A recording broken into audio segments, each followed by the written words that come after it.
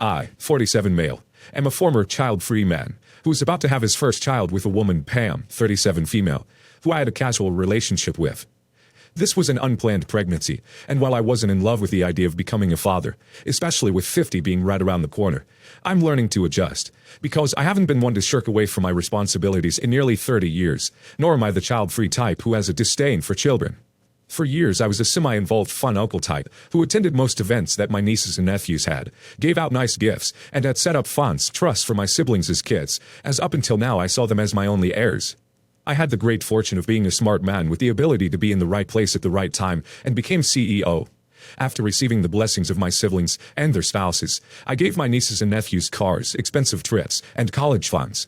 In my will, I stated that my nearly $1 million life insurance policy was to be divided up equally between my siblings as kids, along with the money from the sale of my main and summer home. My savings, stocks, shares, would be divided up as well, and a few other smaller properties. This is something that I was always upfront about, as I wanted no confusion after my passing. Everyone was fine with this. Now, with the pending birth of my daughter, I met with my lawyer and have drawn up a new will, and just like before, I decided to sit everyone down and tell them about the changes. My lawyer also thought it would be a good idea to get everyone to sign a statement acknowledging that they agreed to the changes. I thought it too, and didn't consider it an issue. Unfortunately, I was wrong, and several members of my family voiced their disappointment or outright anger that I would be giving the majority of my assets to my daughter. They stated that it wasn't fair how I kept leading them all to believe that they would expect one thing, but end up getting another lesser thing. A few of them even questioned paternity, but the way they did it made it feel like it was less out of concern for me, and more about trying to gatekeep the money, and judging Pam based off of awful stereotypes. This has put me off, as the way I see it, this is my way of making sure that my daughter gets everything that she's entitled to, and the best support possible to make up for the fact that she will have the misfortune of having a dad in his 60s and 70s, when she's still growing up. I'm currently of mind to just give my daughter 90% of my assets instead of the original 60%. But I wanted to run this by a few non-biased minds, as right now, I'm still a little emotional about this, and my goddaughter suggested I come here. Am I the a-hole? Edit. Because someone else brought this up, I just wanted to be clear about one thing and answer something else. The first is that a DNA test was already done, and Pam's unborn baby is 99.99% mine. But my family doesn't know I did the test, because I didn't think that it was something that I had to tell them. The second is that Pam is African American, and that's why I mentioned that my family was making awful accusations about her. Pam isn't someone I just met, and I've known her to be a trustworthy and reliable person since I met her. They're more interested in your money than you. I say you give them nothing, not the a-hole. Not the a-hole. No one is owed an inheritance, period. Not only is it totally understandable that the majority of your assets would go to your own child, but your nieces and nephews have enjoyed many years of your generosity already. You've done your due diligence in informing them, so they can plan accordingly. If they have an issue with that, it is theirs to deal with. You've done nothing wrong. You could give 100% to your daughter, and you still wouldn't be the a-hole. No one is entitled to anything, family or not. Haha. My wife and I both, 28 female, live in the Denver area. My wife works for an airline that allows her to give her parents flight benefits, as well as one friend who she listed as her sister, as well as myself. Now, the only people that flies 100% free, unless we get first class, is myself and my wife. Her parents and sister do not. They do get a nice discount, but it's not free. My wife has been working for this airline for 3 years, and in that span of time, her parents and sister have managed to rack up a $7,000 bill. The way my wife's airline works is that she will receive an invoice for all the flights taken at the end of each month, and if she can't pay it, they're just taken off of her payroll. Basically, we all have the luxury of fly now, pay later. Airline employees do not make a lot of money. My wife definitely doesn't because she only works weekends. My wife hasn't received a paycheck in over 2 years. Important detail here. All of us would fly what is known as standby. Our boarding passes would say standby until we were assigned seats. Then we would receive new boarding passes that would look the exact same if we paid full price. Remember this. Now, I do make money that covers all of the bills, and even left over for spending money. But here's the problem.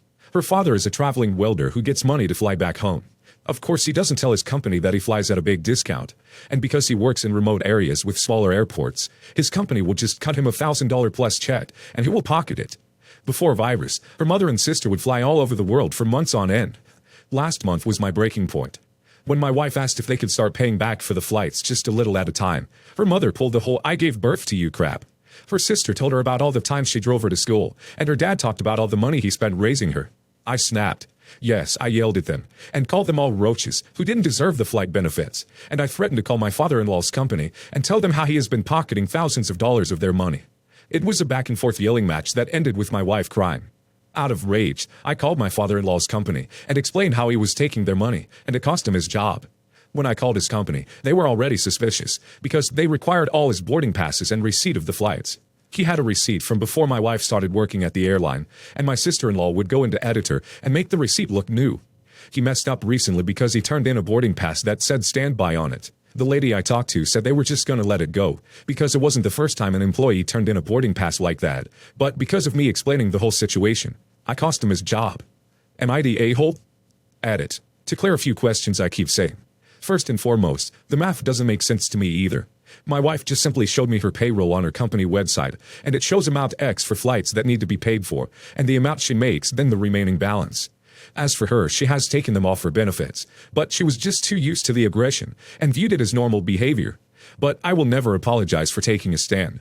As for my father-in-law, we heard from her sister, who is currently the only person to apologize to my wife, that it didn't matter if I had called him out or not. Come to find out, he was doing more than just faking travel receipts. I didn't ask for full details. To keep it short, he broke some OSHA regulations and was on camera doing so, as well as some harassment complaints. And I see that some people didn't read the full story. His company was already onto him faking the travel receipts. But this won't matter in the slightest. He started working for another welding company, but he's staying local. As I said, her sister apologized, and that's what mattered the most to my wife. So that's what matters to me. Not the a-hole. They are leeches. You gave them a chance to do the right thing, and they refused. You should also have your wife remove them from the benefit. That is so rude for your father-in-law to just pocket the money, not give it to you to pay for the flight. Get rid of the freeloaders. You don't need that in your life. Not the a-hole. And I would start looking into legal options, frankly. What they did is fraud and theft. Your father-in-law's own actions cost him his job, not you. Not the a-hole. They should have been paying your wife back for their flights the whole time. She isn't there to fund their travel plans. Actions have consequences, and now they've learned that the hard way. They've essentially been stealing your wife's entire pay for many, many months. It should have stopped long ago. My wife's father is a very wealthy man who's done a lot for his kids financially, but is also controlling and aggressive. He owns multiple properties and allows his kids to live in them for very little or no rent. We live in one of those properties, but recently he did a lot of damage to it. His wife, mother-in-law, told him that my wife and her brother's girlfriend were picking on her. Instead of looking for actual evidence, he trashed both houses. Now, there isn't actually anything we can do, as he owns them. My mom was told of this and came over to bring us new furniture and some food, as the stove is now broken. She had her new boyfriend, Anthony, with her. I was telling my mom how we can't do anything as he owns the house. My mom asked about the cars, as she had noticed they were both vandalized as well. I said he also owned those, so we really don't have many options. Anthony was like, "Wow, do you two own anything?" in a rude tone. I told him that wasn't cool, and if he trashed us again, he'd be asked to leave. He was actually like, "Oh, sorry." But my mom interjected that we can't even make them leave because it is father-in-law's house. I just gave her a look, and she said, "Well, we can't, as father-in-law loves her." Then she took out her phone, called him, knowing full well what he did, and asked him if she could be in the house. He said yes. I was pissed and told her to get out. Don't ever come back, and I'll still have a relationship with her, but she better not want to see future grandchildren, because she is an aggressor to their mom. She told me to calm down, and I was like, "Go," and yelled at her. She called me later and said I overreacted. I yelled at her that she humiliated my wife, weaponized her a-hole father, and she can't step foot here again, and if she wants to still be close, she better grovel to my wife and beg forgiveness. I could hear Anthony in the background telling her to hang up on me. Now everyone is saying I way overreacted, and I'm an a-hole. You did overreact, and yes, you're the a-hole. They were making goofy jokes, basically calling you and your wife mooches. I mean, their statements are true, that the father-in-law pays for everything. Maybe that's why you're so salty. Everyone sucks here. Every single one of you. Y'all need to find a place that does not belong to her father. Same with cars. That is a toxic relationship and unsafe. Your mom's boyfriend had a bit of a point, though rude. Same with your mom. Y'all have no control while you live there, it seems. Guessing no legal rental agreement. I don't see what she did as picking on you, but childish. And yeah, you overreacted too. All of y'all need to grow up and become self-sufficient, and get away from your father. Jeez. Everyone sucks here. Yes, your mom was rude. However, she and her boyfriend do have a point. You and your wife are dangerously dependent on her father. And the two of you need to figure out how to support yourselves in an independent and safe way. I, also, would be shocked to know that a married couple was entirely dependent on one of their parents for housing, cars, etc. Your mother made an important point, clearly, and that phone call to your father-in-law. It sounds as if you and your wife needed that wake-up call. Pay attention to the substance of that message, even if it was delivered in a not-too-subtle way. My partner has allowed his friend to stay at our place until he found a place of his own. The renting situation in Australia is really tough now, especially in Queensland, and it's not easy to find a place to rent. Initially, I agreed for the friend to stay because I thought it would only be for a couple of weeks, but this has been going on since September, and I've had enough. This friend, let's call him Brett, has done very minimal to help out around the house, and just basically sits around a lot and does nothing. I do most of the cooking and cleaning around the house, which I don't mind when it was just my partner and I. But add another person into the equation, plus his 2 boys around 6 or 7 years old that come over every other weekend. It gets a bit ducking much. It's been non-stop, and at this point, I feel like a maid in my own home. Our groceries and utilities has definitely gone up, and he only started giving us money when my partner said something, after weeks and weeks of freeloading. On the weekends and after work, Brett just sits around, smokes and drinks, even our booze, and expects dinner to be ready, whilst explaining about his exes and why he hates the general female population. My partner had to talk with him about pulling his weight around the house more, but I see very little change. I'm not the most perfect and cleanest person myself, but I like the house to at least look decent at most times. I am really sick of living with Brett, and I am over filthy and lazy people. It has definitely caused some tension in the household, and I am definitely being very clear that I am not happy with the current living conditions. I feel that my partner is also brushing off his friend's behavior too easily, and letting his friend take advantage of him.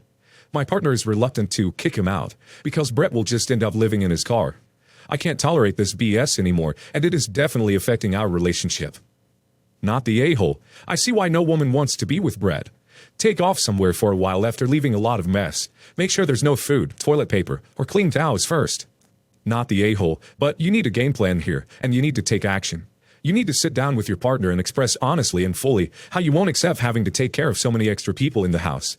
I notice you haven't mentioned what your boyfriend does around the house, so position to him that he help with the housework and pick up the slack Brett is not. Tell him honestly how much extra work it is to maintain the house with Brett, and sometimes 2 kids here, and that you need help. If your boyfriend refuses to take on any of the chores to lessen your load, or tries to say, well, Brett is supposed to do that, then agree, and say that the 2 of you at the same time need to sit down and have an adult discussion with Brett about his behavior and what you expect from him moving forward. You both have to be a united front. So, my husband, 39 male, is friends and co-workers with both people. He's kept the super awkward friendship with, we'll call him Frank, 42 male, by not talking about the situation. The situation is Frank hooked up with 40 female, Marlene, and she ended up pregnant. Now he's taken her to court to try and get out of child support. His side being that she told him she couldn't get pregnant after he said he didn't want kids.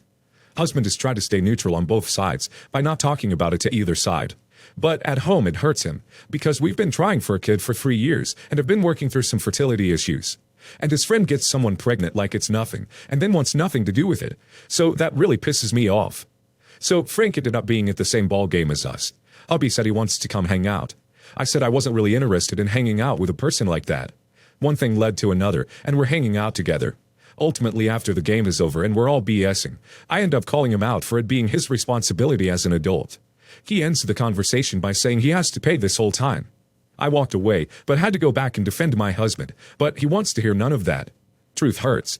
Then Frank's side piece gets involved, and we have to leave before I get us kicked out. Am I the a-hole for even talking about it? Maybe different place, different time, but I had no intention of seeing him again. Also, he brought it up because he said we're all family. I said no. He asked why. I said you know why. The rest is history. I'm gonna lean towards everyone sucks here. Whether the pregnant woman lied about her supposed infertility or not, the friend did get her pregnant, and so he ought to step up to the plate. However, the situation is really none of your concern, regardless if you know about it. And honestly, it sounds like some of your feelings are stemming from jealousy, resentment, because of your own fertility issues. And while I do sympathize with you on that, it's not the friend's fault that you and your husband are having these difficulties. It wasn't your place to speak on the situation. Your fertility issues aren't his fault or his problem. A very salty you're the a-hole. Truth hurts. She told him she couldn't get pregnant after he said he didn't want kids. If this is the truth, then she lied to him and baby-trapped him. He didn't want the kid. He didn't think she could have kids. She has the kid and tries to take him to the cleaners for child support. You're letting your own fertility issues cloud your judgment about this situation. You're the a-hole.